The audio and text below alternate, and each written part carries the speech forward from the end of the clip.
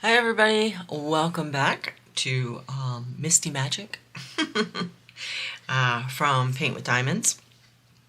And last time we were working on this, we did the pumpkins up in here. And so I finished all of this section here, and I have been working, on this section here. So as you can see, well, I'll point it out to you. This is where the house is here. This lighter color over here is starting the moon and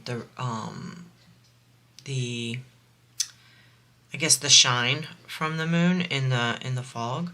We have the house here and trees coming over here and here, and yeah, we're getting there.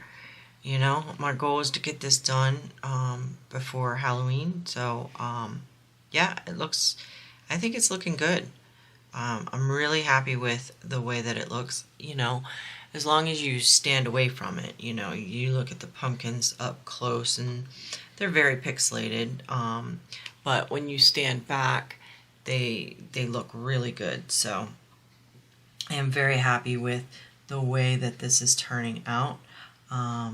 Again, I've had this canvas for probably a year or two, at least a year or two, and just getting to it now. So if you wind up getting anything from Paint with Diamonds, the canvases might be different, the drills might be different. I don't know. It's, I got a few of them when I first started getting into diamond painting, and I don't have a full opinion on them yet.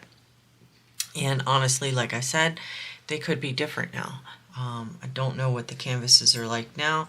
I'll probably wind up, if there's anything that grabs my attention, probably wind up getting something from them. Again, just to see if any improvements have been made or anything like that. It is a thinner canvas, thinner and a little bit stiffer, but I like those canvases, so no complaints here. So, how are you guys doing? I hope that you're doing well. And I'm going to throw it out there real quick. If you haven't subscribed, please consider doing so. I would greatly appreciate it. Okay, now that that's done, I figured, there's lots of blue, obviously, because it's a dark picture. And I could, keep going where I'm going. I was just working on the lighter blue in here. Excuse me. But I thought that maybe I'd zoom in and we'd work on the browns or the oranges that are in the house here, kind of like we did with the pumpkins last time. So what I'll do is I'll probably zoom, maybe not so close, but enough to keep the house in frame, and I'll work, all in this area here today. Okay, so let me zoom in and kind of keep this more centered. Oops, too far. There we go. I think that's probably the closest I can get to having the whole thing in, in screen. So, and like I said, we're going to be working on some of the browns and oranges today. First color being that we're going to work on is this kind of weird shape here. It looks like a triangle with two antennae. It's color 154, so we're going to work on that one. I'm using tweezers as always in my videos. Well, not as always, but the majority of the time I use tweezers. That way the camera focuses hopefully less on my hands and more on where I'm placing the drills, in case you want to see that. I can't guarantee that it won't focus on my hand, but I will do my best to try and keep it a little off to the side, so even if it's a little bit blurry, you can still see where I'm placing the drills. And I have been doing like I did some of this painting by using the pen, typically with with square drills, I tend to just use my tweezers all the time. I have used my pen a little bit on this painting, and to be quite honest with you, I stopped using it because I didn't like the way that the placement was going. I have a hard time, I guess, seeing the full drill when I'm placing, when using a pen, because the way that it covers up almost the whole drill. So like, I'll grab my pen here and I will show you what I mean by that in case you're interested. So basically, when you put a drill on your pen, I know it's hard to see, but it picks it up like that, right? You guys all know that. Well, when I go to place it, I can't see the back and the back edges. And so what winds up happening is I wind up either twisting it a little bit or not really putting it on the square correctly, and then I have to go back with tweezers or with my pen and kind of fix them. And with this canvas, if you've got more room, like you've got more gapping, I should say, on your canvas, then that's okay. But if this canvas here doesn't have a lot of room, I actually do have a little bit of popping on this canvas. So if I don't place everything right where it's supposed to be, and as straight as possible, it does cause more popping. You know what I mean? So I like to be able to see all four sides of the drill when I'm placing. So that's more why I use tweezers than anything, because I want to see my full placement. And then if I need to adjust it, I also don't place as heavy forcefully when I use tweezers. So it allows me, for me anyway, it's if I place them with tweezers, it's a little bit easier to pull them up because they're not pushed down as hard. So that's one of the reasons why. Like, I can see here that I did not place these well. And this is not a poured glue canvas. This is a double-sided adhesive canvas. So I think this is where I was trying to use a multi-placer. This color here that I'm trying to adjust right now. I was trying to see if I could use a multi-placer, and it did not sit in the squares correctly, in the grid pattern correctly, as you can see, because I have to adjust all of these. So yeah, I have a painting right now that I'm doing that you'll see eventually. I won't, I'm doing that recording a little bit different than I normally do, but I do have a painting now that I am trying to do the majority. It has a lot of color blocking, so I am using quite a bit of multi-placer on that painting. So I'm practicing, if that makes sense. So I'm trying to get a little bit better with that, but still don't like it with squares. I don't know what it is. Squares and pens to me just don't play well together. But it is my opinion. A lot of people are very good with square drills and pens, and are very skilled at placement with square drills and pens. I am not one of those people, so and for me, diamond painting is about the enjoyment factor, not the how fast can you get it done factor. So tweezers for me work a heck of a lot better in the grand scope of things than using a pen, because I'd rather place them once rather than placing them and then having to pick them all up and readjusting them.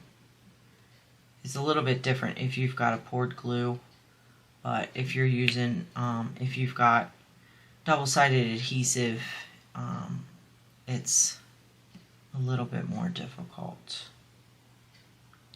to, you can't push them around as well. You can move them around, but it takes a lot of force, and you do wind up causing that space to not be as sticky for the next drill. So with double-sided adhesive, you really don't want to try and push them around too much. Oh, there's one I missed. I always try to double check to make sure that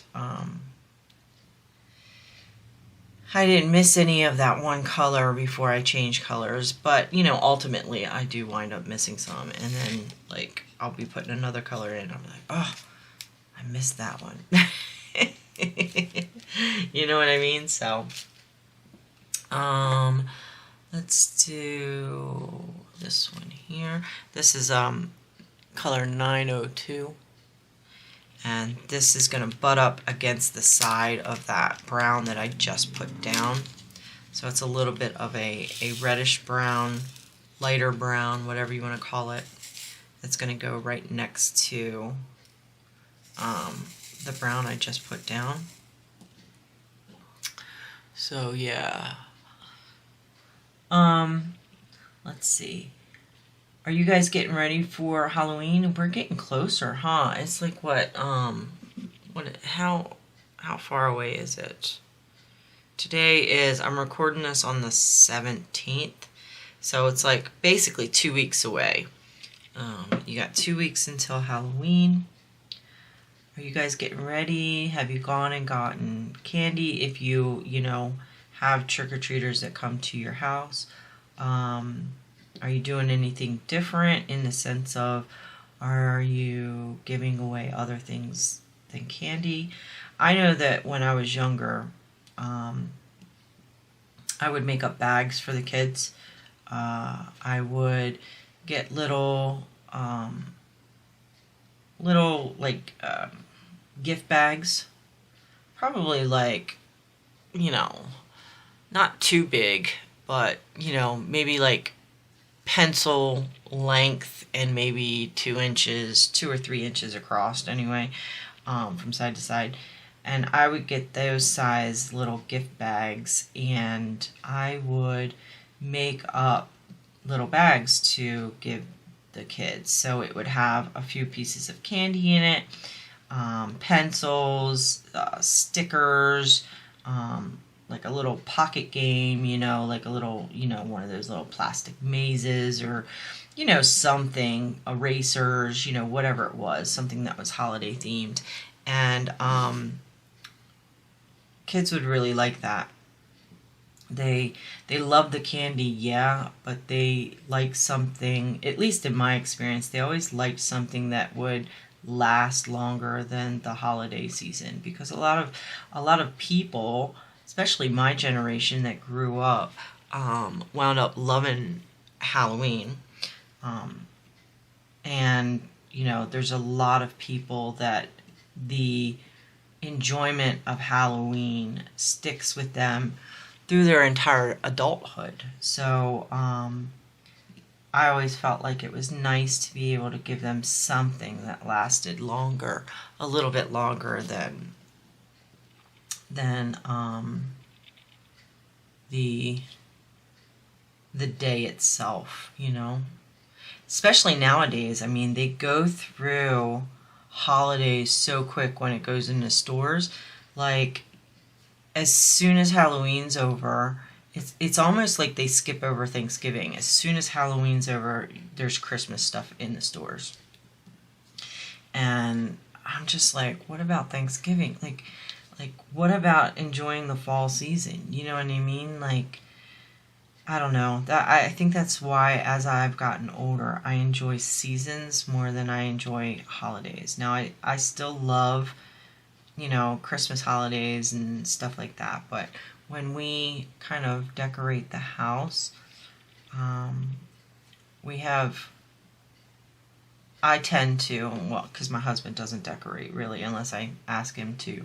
Like, I'll put up, I ask him to put up the tree and stuff for Christmas, but usually the way that I tend to decorate is seasonal based rather than holiday based. So,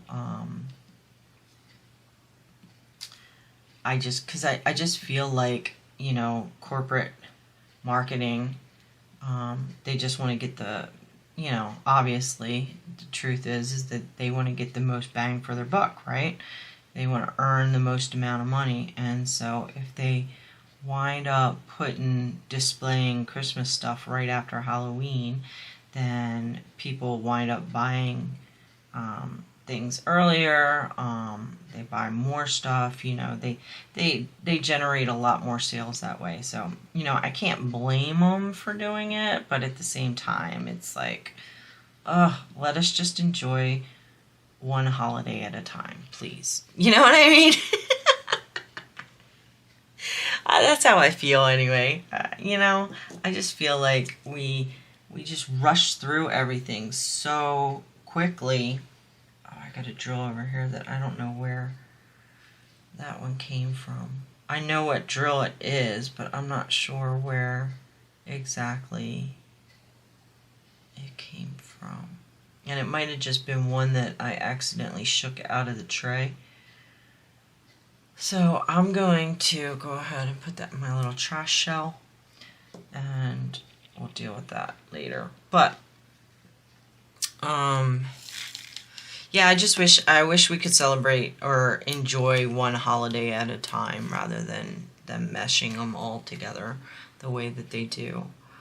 Let's see. Next color we're gonna do is this one here, which is kind of like a rosy brown, you know. 315 is the color. Oh, and I see now I missed one of those ones that I just put down. I missed one. But I can get that bag out real quick and place it, because that was this color right here. So I can get that out, and we can place that color real quick. That one little drill. It's hard to get one drill out with tweezers from your bag sometimes. But I did it. Okay, so this color here, kind of like a rosy color. It's got a little bit of pink in there, but it is a little on the brown side as well. So I hope my hand isn't like focusing too much, but if it is, I apologize. Doing the best I can. It's hard to have your hand sideways when you're placing it, when you're used to having it more upright above the drill, so to speak. So it's hard when it's sideways sometimes. But yeah. So I did want to talk to you guys about the book that I just finished. I don't know if you guys remember me telling you, but there is a series of movies that Tom Selleck did, and I don't know if it was for Hallmark or, you know, whatever channel it was. They were made for TV movies, and they were, there were 9 of them that he did, based off of 9 books written by, let me grab the book, written by Robert B. Parker. And here's, I'm going to show you his name, Robert B. Parker. The name of the first book is called Night Passage, and these are a Jesse Stone novel. So Robert B. Parker wrote a series of books based around a detective or police officer named Jesse Stone. And Robert B. Parker also did, if you're my age, you might remember this, he also wrote the books that they based the TV show Spencer for Hire on. So, anyway, I had seen the movies. I've seen all 9 of the movies. The first one is Night Passage. The first book is Night Passage, excuse me. And I think the name of the first movie was Night Passage. And they're all based on this character that Robert B. Parker created. Now, I had seen all of the movies before I read the book, and I really liked the movies a lot. I really liked the way that Tom Selleck played the character. And, you know, Tom Selleck is awesome, right? Like, he's got a way of delivering lines that really allows you to be invested in the character. You know, he did it with Magnum PI. He did it when he was on Friends for a while as Monica's boyfriend. You know, he's done it on so many things, and it's like you can't. I've never watched Blue Bloods, but I've heard that his character on Blue Bloods is very, very good too. You know, so, but I've never watched it, so I can't comment on that. But in any event, he really has a way of delivering, like I said, delivering the character to you and making you really be invested in that character. So with that, I wanted to see, I wanted to read the books, you know, because when you read the books, they tend to give you a lot more insight of the characters. They tend to be a lot more descriptive, and a lot of times they're, and specifically in this case, they're vastly different from the movies that they've created. Now, I will say that when I went to purchase this book, I got it off of Amazon. When I went to purchase it, a lot of reviews were saying that, you know, this author, Robert B. Parker, was, you know, one of those authors that was like, what's the words, misogynistic and just like downgraded women and stuff like that for, you know, what he wrote. Sorry, I gotta move this drill. It's not sitting right for me. And honestly, I mean, you have to like think about the time at which he wrote the books, because, you know, he wrote this one. I don't know if it says it. I know it says when it was copyrighted, but copyright and actual when it was written is, I think, not always the same year. I could be wrong. I could be very wrong. But this was copyrighted in 1997. Yeah, and then the next one was 1998. So, you know, if he wrote this in 1997, it was a different time. You guys know this. I know this, everybody knows this. What was considered not so, I don't know what to say, not as, I don't know how to describe it. You know, like, people have gotten so sensitive nowadays, you know, like, it wasn't as sensitive back then, right?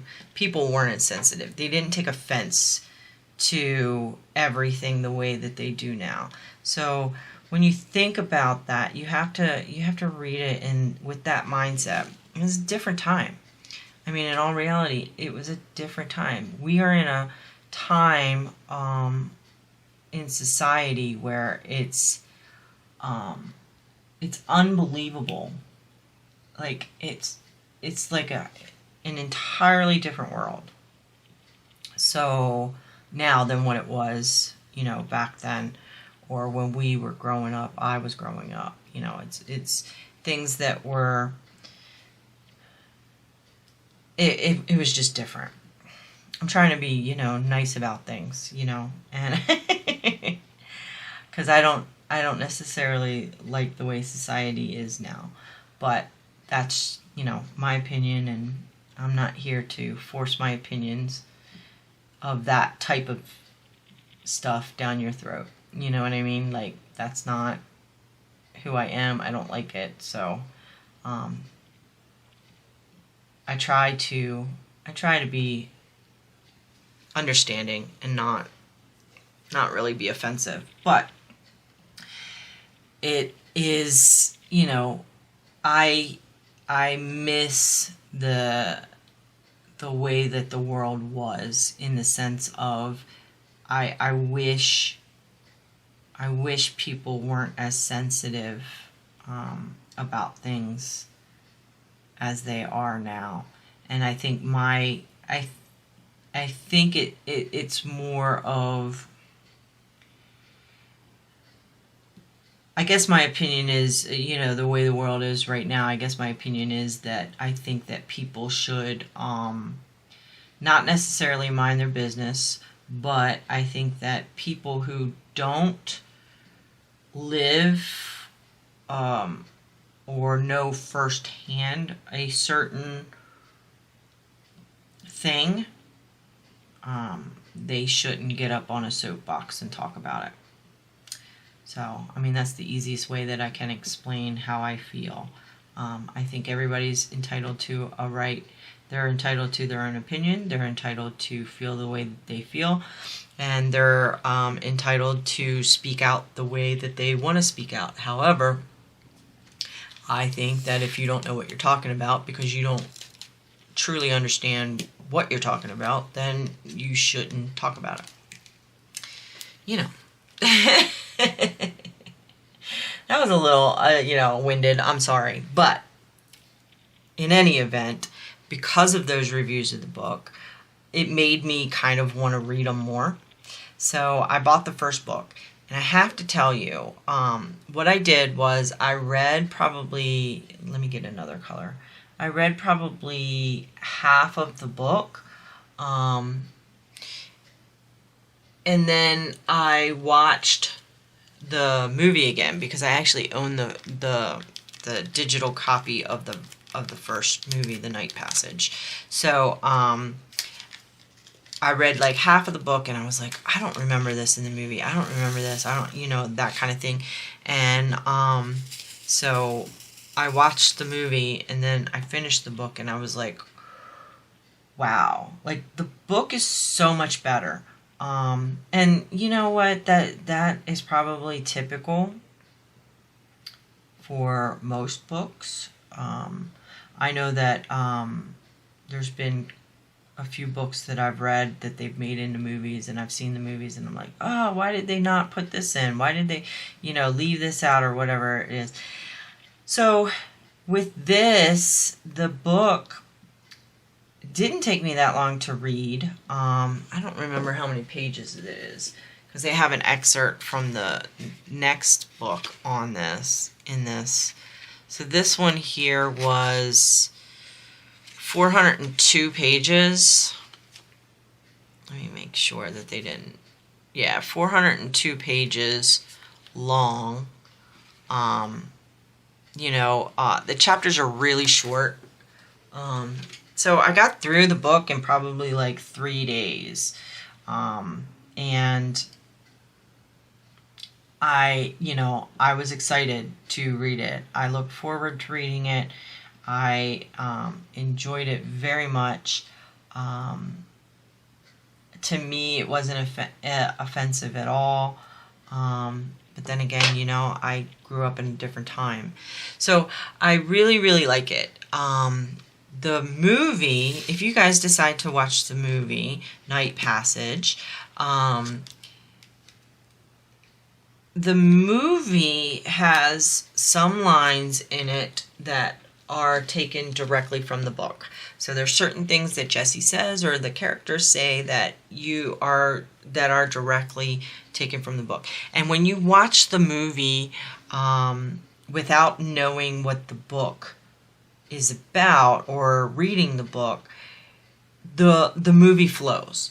You know what I mean? Like, I feel like they did a good job with the movie. The movie flows. You don't feel like you're missing any information. There's not anything that makes you go, oh, like, that was out of nowhere. You know what I mean? Like, none of that really happens. But they changed... oh gosh, I just poured this in here and I don't remember what number it is. Okay. They changed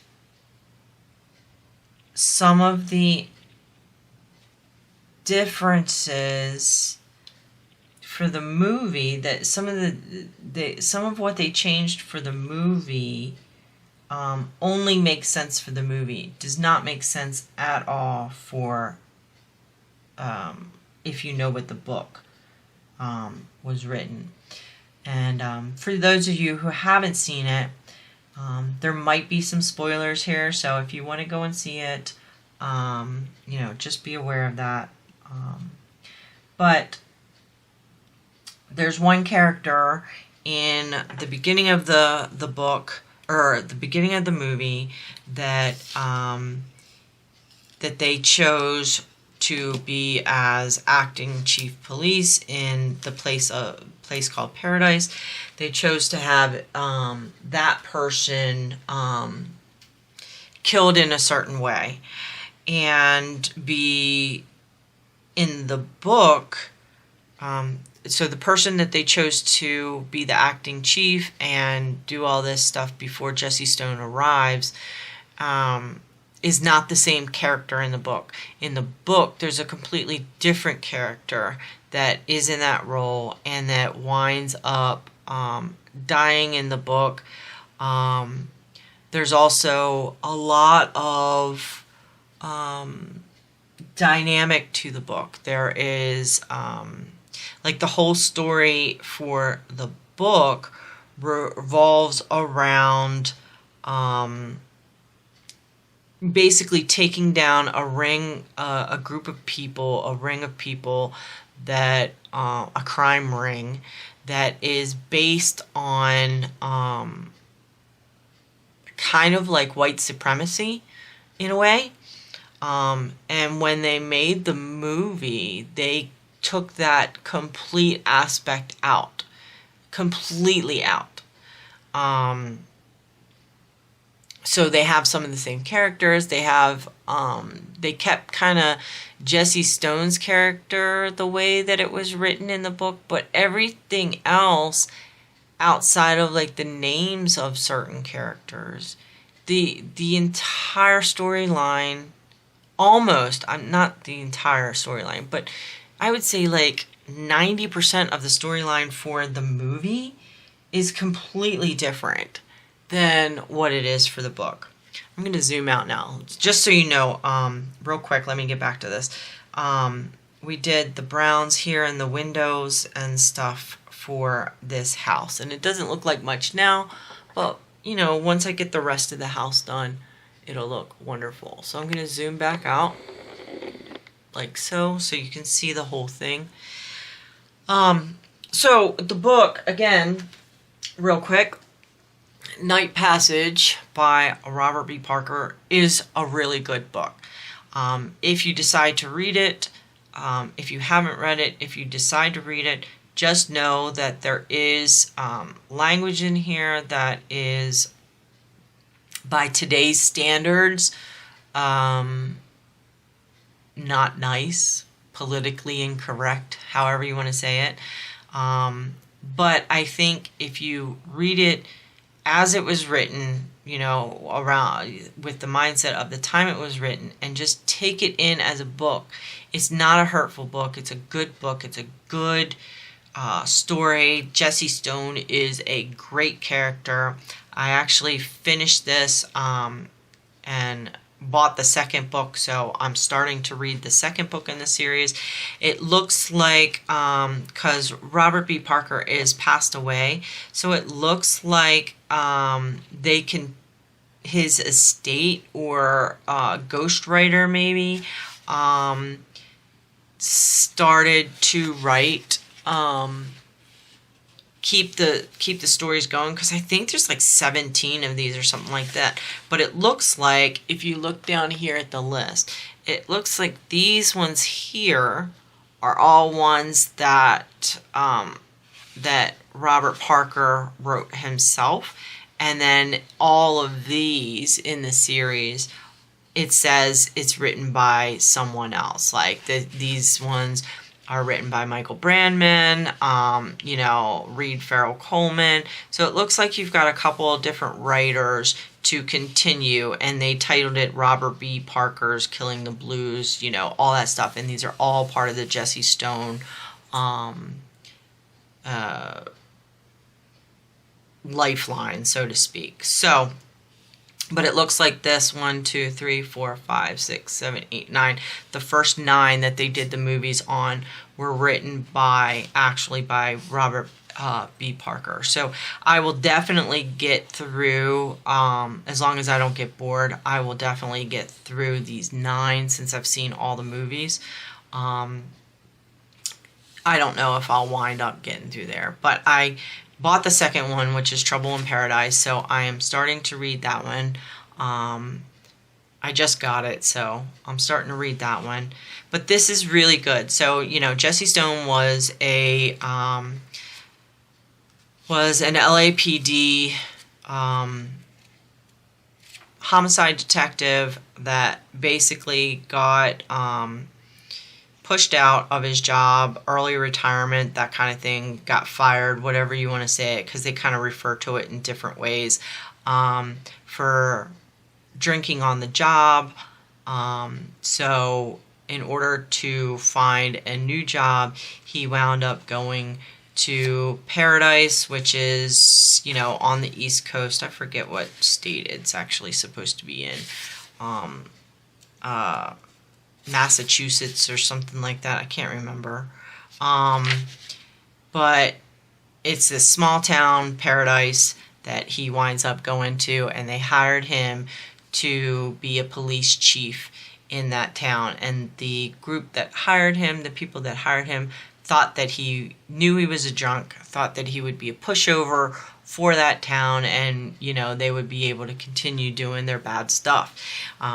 Obviously, that's not what happened, and there's not a lot of twists and turns. I mean, the book itself is pretty straightforward. You can kind of figure out, you know, early on who the bad guy is, or you know early on who the bad guy is.